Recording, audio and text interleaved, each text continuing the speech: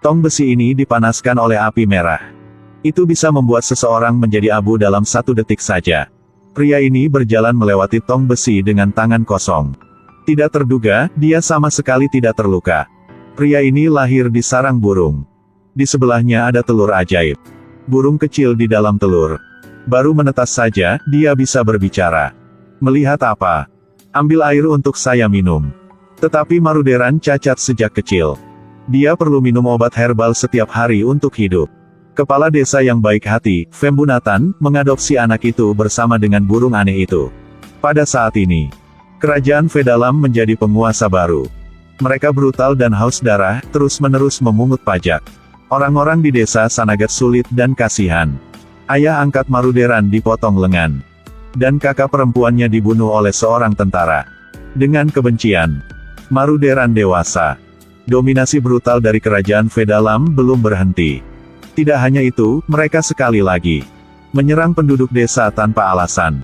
Tidak hanya dia membunuh kepala desa Fembunatan, tetapi juga menculik Dewi Mimpi Maruderan, Pavazamali. Kebencian baru ditambah kebencian lama. Balas dendam harus balas dendam. Tetapi dengan kekuatan dia sendiri, benar-benar tidak dapat menang Blood Rache yang memiliki kekuatan supernatural. Pada saat ini, orang di desa mengeluarkan botol air ajaib. Setelah minum air ini, dapat memiliki kekuatan supernatural dari kerajaan. Namun, ini hanya produk setengah jadi. Oleh karena itu, masa berlakunya hanya tinggal 8 menit saja. Maruderan membawa botol air ajaib. Mengantar 2 temannya Kodangi dan Sama. Siap menyelinap ke istana untuk menyelamatkan orang. Dalam perjalanan, tidak sengaja mereka bertemu dengan suku elf. Sangat kebetulan. Para elf juga memiliki perseteruan mereka sendiri dengan kerajaan ini. Mereka mengirim tentara dan putri mereka untuk pergi bersama bertiga orang dalam perjalanan penaklukan. Mereka bertemu dengan kura-kura tua yang tahu segalanya. Meminta kura-kura tua memberitahu rahasia untuk melewati gerbang. Tetapi kura-kura tua mengatakan sedikit misterius. Membuat Kodangi mengatakan dia adalah penipu. Akibatnya, Gatot. Memang Gatot.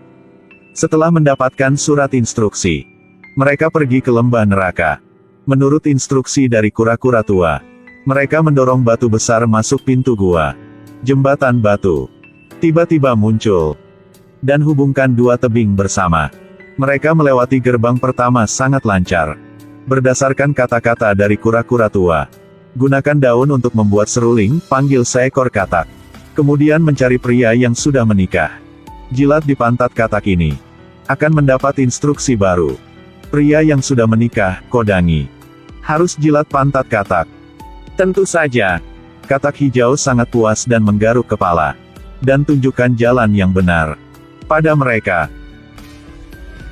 Mereka menyeberangi sungai ke puncak gunung. Baru saja mereka mendirikan kamp untuk istirahat. Mereka mendengar tangisan seorang gadis minta tolong. Maruderan mengikuti teriakan itu dan mencari. Dia melihat seorang gadis sedang terbaring di tanah. Dan tidak jauh dari lokasi. Tidak terduga, ada macan kumbang hitam yang ganas. Macan kumbang hitam ini sudah lapar selama 3 hari. Akhirnya dia menangkap 2 mangsa. Mata dia tampak bersinar ke arah mereka. Dia bergegas untuk menjatuhkan Maruderan. Tapi ditendang oleh dia. Itu buru-buru berdiri dan terus menyerang. Sekali lagi, dia bisa menghindari. Mungkin mangsa ini tidak mudah untuk dimakan. Jadi ganti ke mangsa lain. Maruderan sangat cepat. Langsung menendang dia terbang ke rumput. Tidak lama, macan kumbang hitam bergegas keluar lagi. Sekali lagi berlari ke arah gadis itu. Ingin ditangkap hidup-hidup. Kemudian Maruderan melompat dan memukul lagi. Tidak bisa makan dan tidak bisa melawan. Macan kumbang hitam pergi saja. Maruderan sukses selamat gadis ini. Siap berbicara dengan si cantik. Tiba-tiba tombak melesat. Sekelompok tentara kerajaan telah muncul. Jenderal ini adalah orang yang membunuh kakak angkat, Jalat Harangan. Sebenarnya, si cantik ini tidak terduga, adalah putri kerajaan, Mantagini. Karena menjadi dermawan putri. Oleh karena itu, dengan lancar Maruderan masuk istana kerajaan. Bertemu dengan Ratu Yavanarani. Meskipun dia adalah ratu kerajaan ini, tetapi dia harus melalukan semua. Lampu kaca telah dimatikan. Dia harus naik ke dinding untuk menyalakan. Ratu Yavanarani memiliki tongkat kerajaan. Di dalam itu memegang jiwa 17 gadis. Setiap tahun pada hari gerhana matahari, dia selalu mengorbankan seorang gadis muda, mengumpulkan 18 jiwa, untuk memanggil naga ilahi. Dan gadis manusia Pavazamali ditangkap. Adalah gadis terakhir.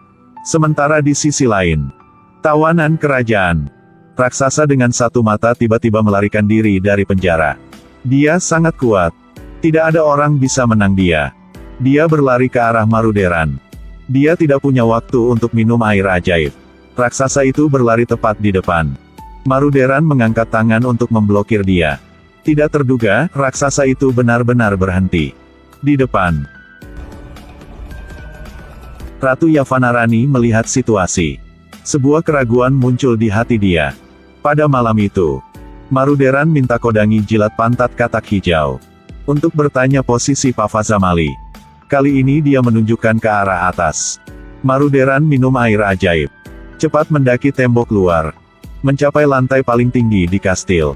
Memang saja, di sini dia telah menemukan Ewi di hati Pavazamali sedang koma di saat sekarang.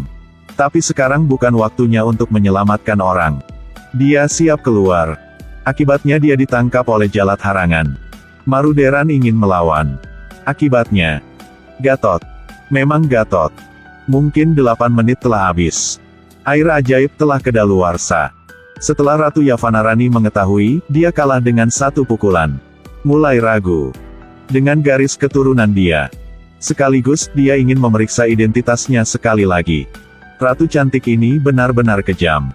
Bagaimanapun, masih ingin orang ini melewati tong besi yang dipanaskan oleh api besar.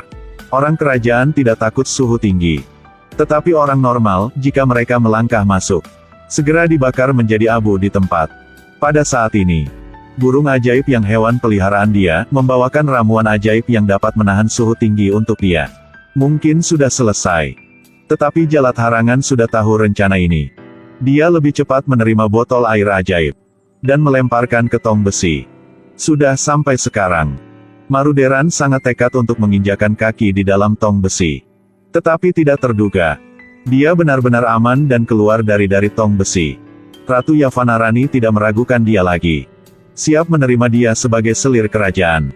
Tetapi Maruderan sangat bingung. Mengapa dia bisa? Pada saat ini, seorang penatua dari kerajaan bertemu dengan dia. Sebenarnya, Maruderan adalah putra kerajaan. Di masa lalu, Jalat Harangan menggunakan sihir kegelapan untuk mengendalikan Putri Yavanarani, sekaligus memenjarakan raja, membunuh semua keluarga putra. Pada saat itu Maruderan masih bayi dalam buayan, diselamatkan oleh burung dewa. Bertahun-tahun dekat ini karena dia makan obat herbal, menghambat kekuatan supernatural dari kerajaan. Soalnya identitas tidak terungkap. Setelah Maruderan tahu kebenaran ini, memutuskan untuk mengambil kembali semua. Dia sendirian ke istana. 1 orang melawan 10 orang. Mereka kalah. Ekarang sampai Jalat Harangan. 2 orang guna pedang untuk bertarung. Sebentar. Pamerkan taring untuk lebih kekuatan. Bertarung dari depan, dan terus bertarung dari belakang. Akhirnya, Maruderan sudah menang. Dia menusukkan pedang ke dada. Tetapi sebelum dia meninggal, dia masih tidak akan menyerah. Menghancurkan cincin yang menyembunyikan sihir hitam. Ratu Yavanarani terkendali. Tiba-tiba hilang ingatan. Dia mempercepat proses pengorbanan. Siap mendedikasikan gadis manusia Pavazamali. Pada saat itu, Maruderan diblokir oleh raksasa. Mungkin sangat sulit. Tetapi tidak terduga. Gatot total. Sebenarnya, raksasa sudah mengenali Maruderan sebagai putra kerajaan. Oleh karena itu, dia tidak melawan. Dapat bantuan dari dia. Semua orang bisa masuk lantai paling tinggi. Tapi Ratu Yavanarani tidak mudah. Maruderan tidak bisa menang dia. Pada saat berdua orang sedang bertarung, para elf menyelinap di atas meja pengorbanan. Selamat gadis manusia Pavazamali. Setelah melarikan diri, dia mengambil tongkat dari ratu, melemparkan ke arah Maruderan. Pada saat ini, gerhana matahari mulai muncul. Dia menghancur tongkat. Sihir gelap telah dilepaskan dari tubuh Ratu. Ratu Yavanarani telah sadar. Melepaskan raja. Sekaligus menyerahkan tahta kepada Maruderan. Sampai sini, saya ingin meringkas cerita dalam beberapa kalimat. Identitas pemuda itu adalah teka-teki. Berlatih seni bela diri ingin menang. Jalan menuju sukses, kita harus sabar. Dan banyak latihan. Sampai jumpa lagi.